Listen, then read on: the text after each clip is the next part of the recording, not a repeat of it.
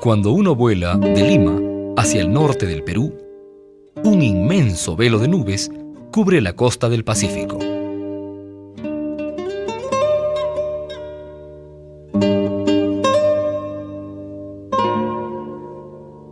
La corriente marítima fría del Pacífico condensa la humedad cerca de la costa peruana y genera esta masa blanca. Las cumbres de los Andes, de 6.000 a 7.000 metros, sobresalen de estas nubes y poco a poco aparece la meseta de los Andes, denominada Jalca, con sus estepas herbáceas, sin ningún árbol, sobre millones de hectáreas. En este lugar, a más de 3.000 metros de altura, la cooperación belga lanzó uno de los más importantes proyectos de forestación en América del Sur.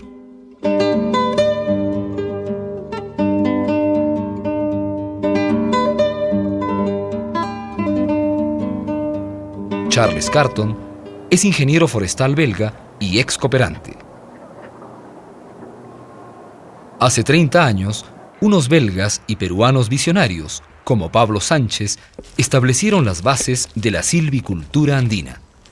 Nos encontramos al norte de la ciudad de Cajamarca, en la comunidad campesina de Porcón. Charles vuelve a encontrar con gran emoción los bosques nacidos del proyecto al cual se dedicó. Estos árboles tienen 28 años. Este poblamiento ha sido fuertemente raleado para que los árboles quedando en pie desarrollen una cima amplia y produzcan muchas semillas.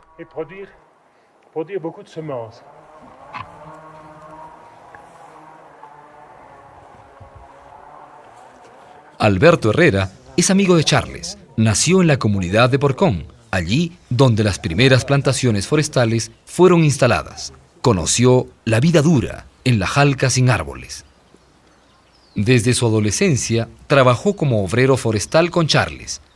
Hoy día visita a su mamá, campesina apegada a la tradición del campo. Ella vive de manera un poco menos rudimentaria que en el pasado. Más antes no podíamos ni calentar agua porque no había leña. Desde generaciones, la familia Herrera forma parte de la comunidad de Porcón. El bosque ha cambiado su vida. Bueno, me dices que el hecho de que no tenías la leña cerca, entonces tenías que irte más allá. Sí, más lejos. Y ahora, ¿qué piensas? O sea, que ahora ya tienes leña cerca de la casa y ya... Cerca de la ya casa, no. sí, ya no traigo desde las bandas, ya no traigo. Antes había mucho frío. Mucho frío, mucho y aire, pues. Uy, ya no, pues. Ya, Antes entonces, hace frío, pero ya poco. ha cambiado el clima. Antes de las plantaciones forestales, los paisajes se veían así. Todavía se los puede observar en cualquier parte de la Jalca. La comunidad de Alberto vivía pobremente de la ganadería. 13.000 ovinos pastaban en las 13.000 hectáreas de la comunidad. Algunos pastores conducían los rebaños. El ichu, un tipo de hierba dura que cubre la Jalca, debía regenerarse con fuego para obtener un pasto suave.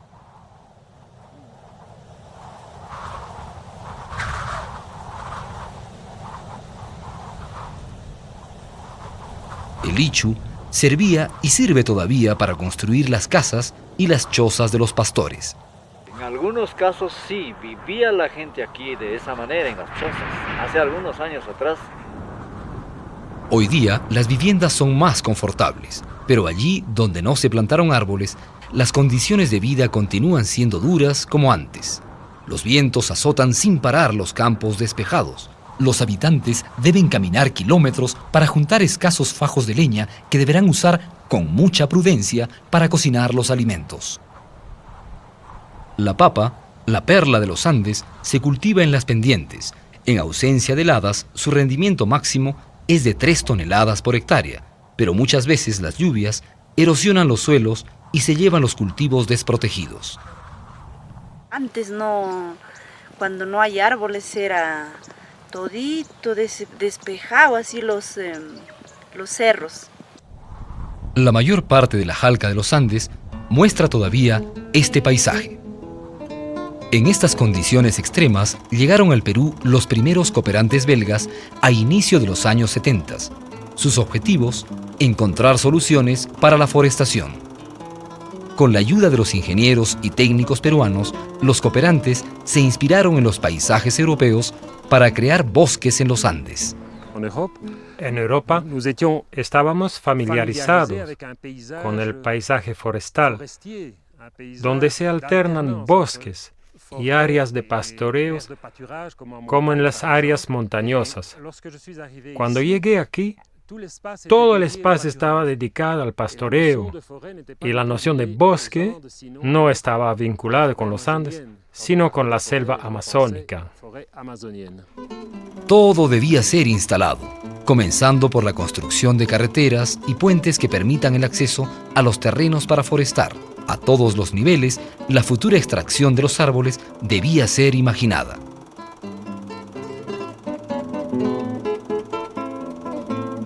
Las comunidades vecinas apreciaron mucho las nuevas vías de comunicación. Los ganaderos ahora podían transportar más fácilmente su leche hacia los mercados. Sin embargo, desconfiaban en un inicio porque tenían miedo de que las plantaciones hicieran desaparecer a la ganadería, indispensable para su sobrevivencia. Decían que ya no va a haber pasto, ¿no? O sea que con la plantación va a perder todo el pasto, todo el licho, lo que hay. Pues mi vaca cuando come dice, me descuentará, pues no lo dejaba para la vaca para que entre la planta. Ah, tenías temor de que las vacas Sí, coman las a plantas plantas, y... sí. Ya. Cuidando ya pues por carretera se veía el pastel. Cuando los cooperantes belgas llegaron, Alejandro Quispe Chilón dirigía la cooperativa agrícola creada en la comunidad de Porcón. En un periodo de 25 años, él aceptó plantar 12.000 de las 13.000 hectáreas de la cooperativa. Alejandro fue un visionario. Estar convencido y convencer a los socios de la comunidad para que plantaran árboles fue una verdadera hazaña. La comunidad, la sociedad, mis asociados no han querido porque ellos pensaban que yo voy a desplazar la ganadería o voy a desplazar la agricultura. Entonces me dijeron, ¿acaso nos vas a dar de comer palos? ¿Acaso vamos a comer palos? Yo le he dicho, no vamos a comer palos, pero sí vamos a comer por los palos y con los palos. Por los palos quiere decir ya trabajando, ¿no? Vendiendo la madera, ¿no? Industrializando la madera, dando el valor agregado. ¿Ya? Y con los palos ya utilizando las ramas, ya el combustible para cocinar, ¿no? en las viviendas, porque antes se cocinaba, como lo dije hace rato, con hicho. Entonces ya se ha ido plantando árboles, pero muchos nos dijeron que la cosecha va a ser los 20 años. La gente dijeron, ¿eso quién va a ver eso? Tal vez ya cuando estamos tan viejitos. Había muchas personas que se enojaban, ¿no? Pero gracias con la explicación nos traían algunos videos, películas, que cómo eran las otras naciones que tenían su forestal. Y así luego se animaron, pero mucha gente no querían. Y ahí claro que Alejandro es la que tenía como la gerencia acá, tenía que hacer reuniones, explicar cómo era el trabajo de la forestal. La primera plantación demostrativa se realizó con una sola especie, el pino radiata. Se trataba sobre todo de realizar este sueño en un área relativamente pequeña, pero significativa, como las 150 hectáreas de esta plantación demostrativa, para poder transmitirlo.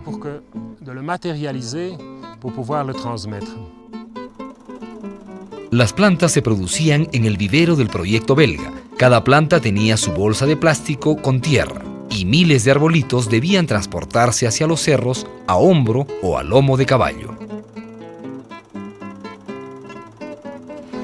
Una vez me ganó mi caballito, se rodó todo planta. Sí. Esta primera plantación demostrativa fue un fracaso rotundo. 95% de pérdidas. Las plantas eran demasiado débiles como para resistir a las sequías y a las heladas nocturnas. Esto fue frustrante.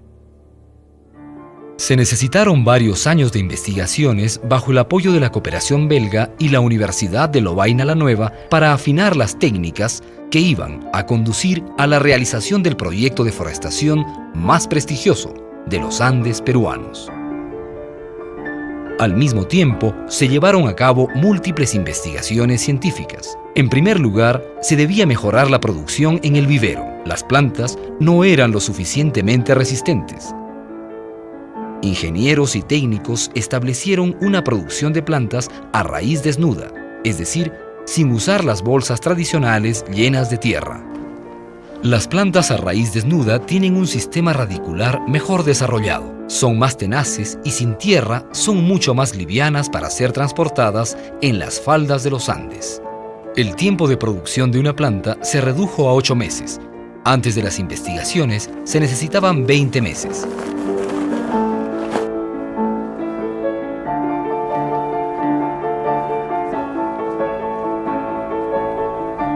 En las platabandas se sembraron hongos que iban a formar micorrizas, indispensables para el crecimiento de los árboles. Estos se fijan en forma de puntos blancos sobre las raicillas. Las micorrizas ayudan a la planta a captar los nutrientes, lo que la planta necesita para vivir, y a su vez la planta ayuda a vivir también a las micorrizas. Esto era sencillo. Sin embargo, se tenía que imaginarlo porque los suelos de los Andes, vírgenes de todo bosque en el pasado, no contenían hongos generadores de micorrizas.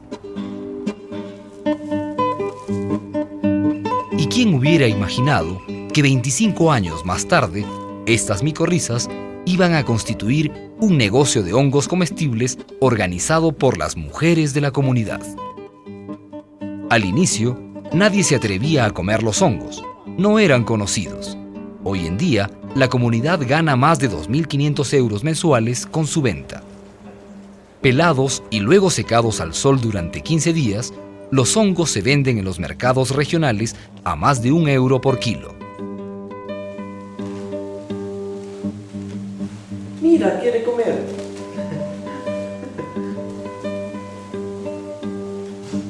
Otro tema de investigación muy importante fue la selección de las especies forestales que se utilizarían en la forestación. Ulises Pajares y Florencio Flores son ingenieros en el Centro de Investigación ADEFOR creado por la cooperación belga. Visitan un arboreto donde hace 30 años se realizaron los primeros ensayos de introducción de especies. La diferencia de crecimiento entre los árboles es impresionante. 1,60. 70. No es este pino para decir que es regeneración, ¿eh? No ha crecido. Después de 30 años. Este es michoacana. Para hacer la forestación en Cajamarca, una de las bases científicas es que necesitábamos diferentes especies a las que ya conocíamos, lógicamente de climas similares, basados en el clima mundial de Köppen. Por ejemplo, están viniendo de México sobre todo, vienen de los Estados Unidos, vienen de Nueva Zelanda, vienen de Sudáfrica, que tienen climas similares. En total se han introducido 208 especies, podemos decir unas 90 especies de eucaliptos, unas 40 de pinos, el resto de cipreses, otras latifoliadas y otras coníferas, incluido las nativas de la zona.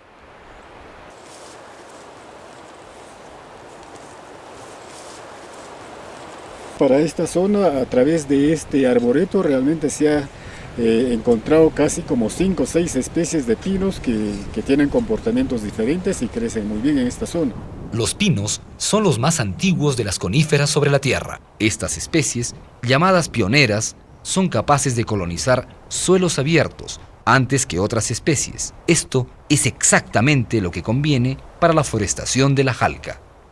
El número de especies y sus diferentes orígenes garantizan una variedad genética en el bosque. Esta biodiversidad es muy importante para prevenir eventuales ataques de insectos o enfermedades.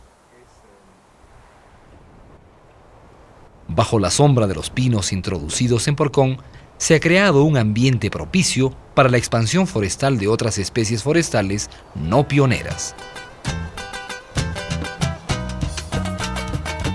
No se equivoque, esto no es un paisaje europeo. No estamos ni en Suiza ni en las Ardenas. Estamos en los Andes del Perú, 30 años después de las primeras plantaciones.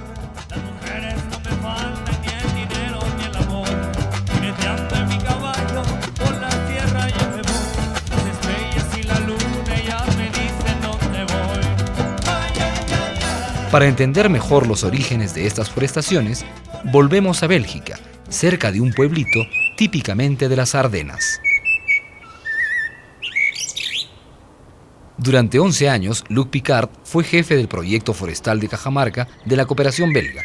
Hoy en día es uno de los directores del departamento Naturaleza y Bosques de la región valona en Bélgica. La idea de crear bosques en los Andes nació también en las Ardenas. Cuando llegamos a Porcón, en el Perú, nos encontramos con un paisaje muy similar a nuestras Ardenas.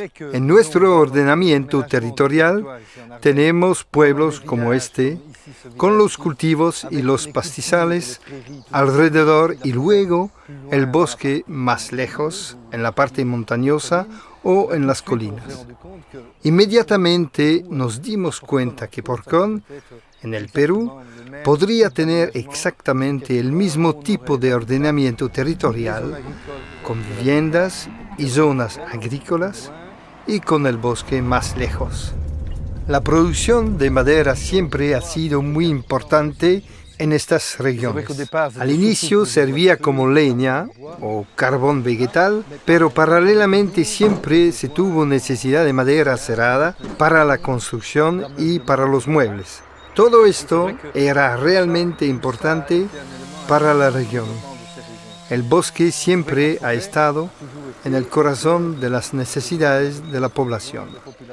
Cuando estuvimos en Porcón, hemos visto las importantes necesidades de madera que tenía la población, así como la sociedad y las industrias. Pues muy fácilmente hemos realizado la transposición de lo que conocíamos en Bélgica.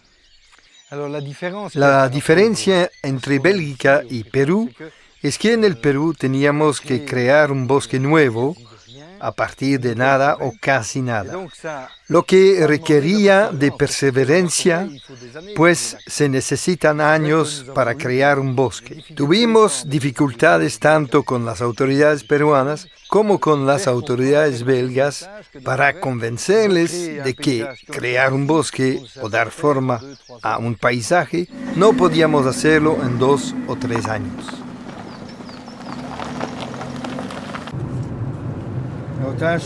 ¿Tienes un camino ahí abajo? Tanto en Bélgica como en Perú, se han llevado a cabo pruebas para introducir especies que mejoren la producción forestal. Todos los arboretos importantes de Bélgica se remontan a los años 1900.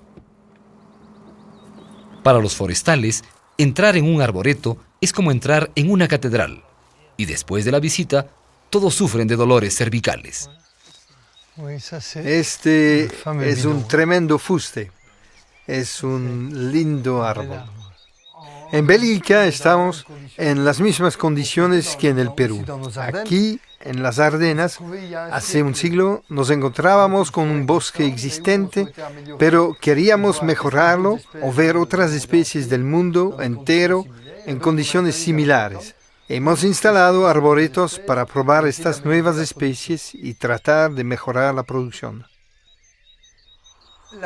En el arboreto se han introducido diferentes especies de coníferas y de latifoliadas, pero que complementan a las especies nativas que encontrábamos aquí.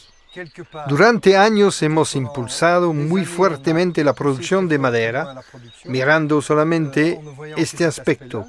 Ahora la balanza se inclina hacia otro lado. Nos preocupamos de nuevo por especies naturales, nativas, tal vez mejor adaptadas a ciertas zonas. En Porcón, gracias a los pinos, las especies locales que subsistían en algunas quebradas han podido desarrollarse. Marlene Herrera, la hija de Alberto, es ingeniera forestal. De pequeña, ella venía con su abuela a este lugar para llevar leña. hoy en día se interesa en los ecosistemas naturales. O daban pena anteriormente porque se estaban explotando absolutamente todas las especies nativas que estaban quedando. Y todavía podemos encontrar algunas en las riberas de las quebradas o de los en riachuelos, como alisos mayormente, alisos, zapotes, quichuar, entre otras especies de la zona. Las especies nativas ahora están protegidas por las especies como pino, entonces eso va a ayudar todavía a que esto no desaparezca. Se puede hablar de extensión de las especies nativas cuando son protegidas por los pinos y encuentran suficiente luz en el bosque. Este es el caso aquí a lo largo de las vías de acceso.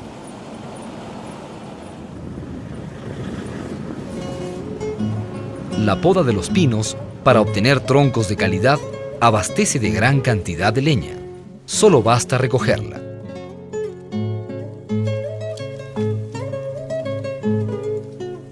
En la Jalca, recoger leña es tarea de la mujer.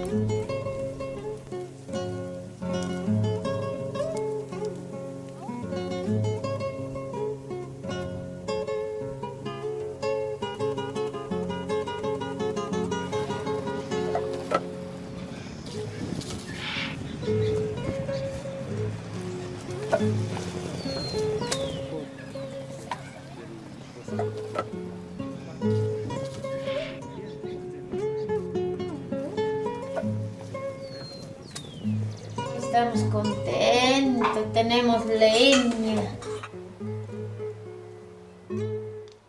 Nos vamos a recoger donde están cortando los bosques, ahí nos vamos a juntarlo y nos dan carro, ahí le traemos la leña. Si entramos a la casa... Visitamos a la familia del viejo pastor. Él se oponía a la forestación, pero ahora está complacido con los beneficios que aporta. La gente, todo lo que vive en cooperativa, están contentos. Todos tienen así, estas buenas casas, estos son pinos, ¿ve? Su oración de despedida nos sorprende y nos emociona. Santos agradece a su manera. Usted está conociéndonos aquí, Jesús. Estos gringos diré, Charles, tú lo trajiste, Padre, una vez y lo has dado vida hasta ahorita.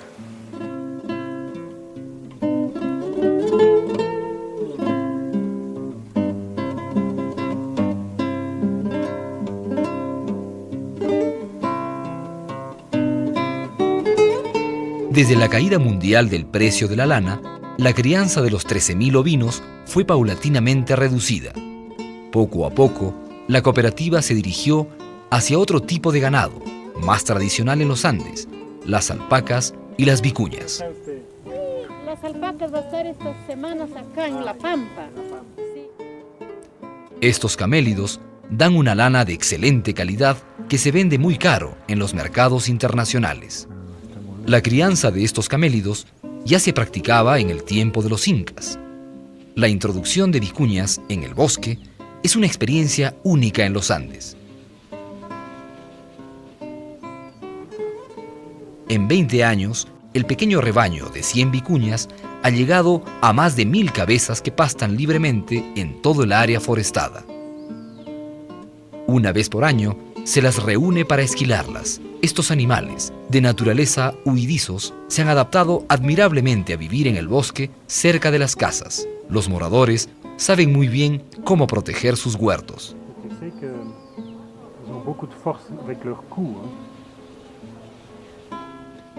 Los amplios espacios abiertos entre las parcelas forestadas abastecen el pasto.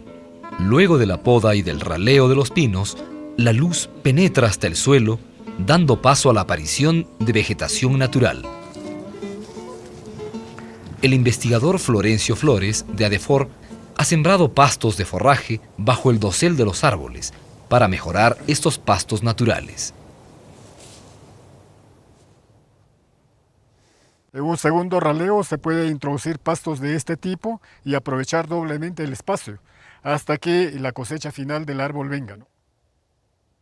La diferencia es que la densidad de siembra es un poco menos y por tanto los rendimientos son un poco menores también. Pero la calidad es suculenta, es buena, está en un buen suelo y por tanto pues los animales van a encontrar realmente una buena alimentación para su producción lechera o para su producción de carne, ¿no?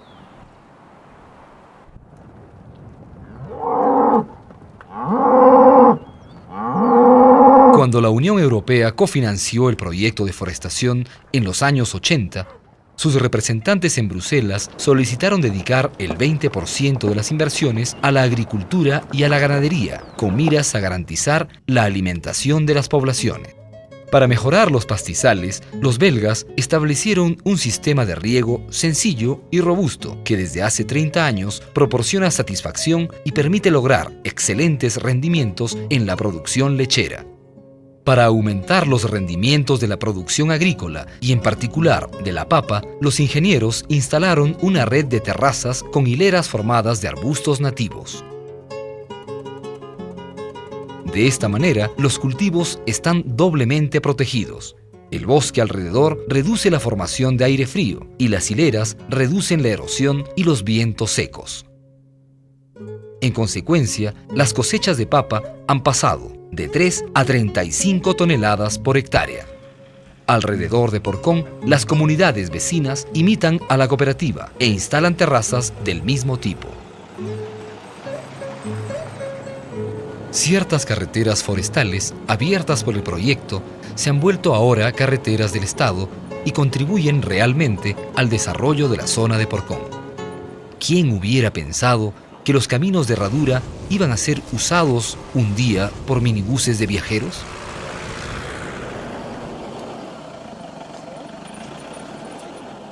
Las ventas de madera, más que la agricultura, generan hoy en día la mayor parte de los ingresos de la comunidad de Porcón, cuya población pasó de 200 a 800 habitantes. Una verdadera industria de madera se ha constituido en 25 años. Los campesinos han descubierto el valor de esta materia prima, hasta ahora desconocida en los Andes. Ya mucha gente se ha dado cuenta que la forestal es bastante beneficioso, tanto para la madera, para sus casas, tanto para el trabajo, las carpinterías. La actividad maderera significa extracción forestal y aprovechamiento sostenible del bosque, lo que implica raleos regulares. Desgraciadamente, aquí está su debilidad. No solo se trataba del difícil acceso de algunas plantaciones, sino además, teniendo en cuenta la amplitud del bosque instalado en pocos años, era necesario podar y ralear centenares de hectáreas al mismo tiempo. Ahora bien, la cooperativa no tenía ni los medios financieros ni la mano de obra calificada para hacerlo, y sin duda no se daban cuenta de la riqueza que estaba entre sus manos. Las cooperaciones internacionales se retiraron sin proponer perspectivas a largo plazo. Entonces, las cosas se desarrollaron a su ritmo, se retrasaron, hasta que un mercado se abrió.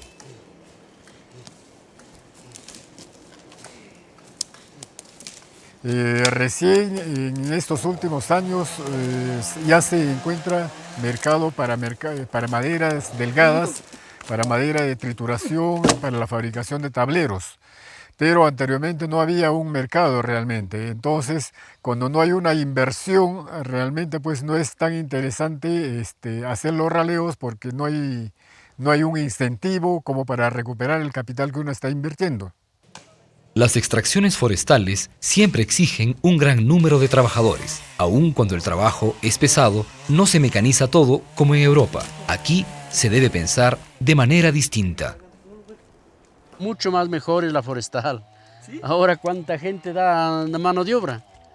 Mucha gente, muchos los hijos, los familiares que están trabajando en la foresta, porque en ovejas solamente eran unos cuantos pastores y nada más. Las técnicas de extracción usadas son muchas veces peligrosas por falta de conocimiento. Una gran parte del bosque nunca ha sido raleada. Allí, los árboles son altos, pero delgados, y frágiles como para ser puestos a distancia. Por lo tanto, no queda otro remedio que la tala rasa. La extracción manual en pendientes pronunciadas es peligrosa y agotadora. Durante el día, la temperatura puede alcanzar los 30 grados. Cada tronco se arrastra a mano hasta 300 metros más abajo. Y cada semana, 25 camiones se cargan de 30 toneladas con la fuerza de los hombros. Aquí, ninguna grúa ayuda a los obreros. Lo que Alejandro una vez le dijo, no necesito para leña nomás, sino alguna industria o algún aprovechamiento. Nuestra idea era sembrar para la fábrica papelera para Monga, pero no fue así. Esta fábrica de pulpa para papel instaló 4.000 hectáreas de plantaciones forestales con la ayuda del Centro de Investigación ADEFOR. Desafortunadamente, su proyecto Pino fue abandonado. Por suerte, un industrial de la costa, fabricante de tableros prensados, vio en estos bosques una verdadera oportunidad para desarrollar su actividad empresarial.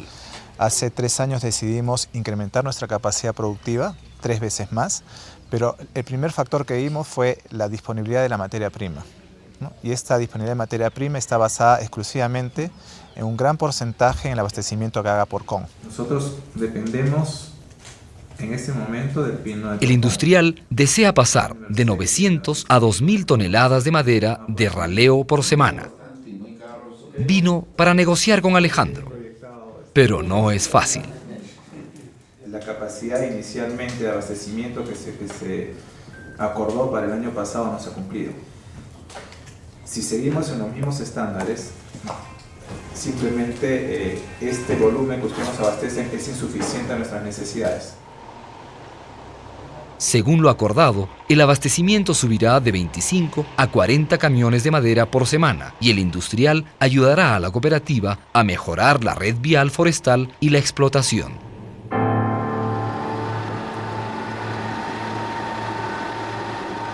El estrés es muy fuerte y los gestos seguros son todavía poco conocidos. Algunas semanas después de la filmación, 7 obreros fallecieron. Un tráiler con frenos defectuosos terminó su trayecto en una quebrada.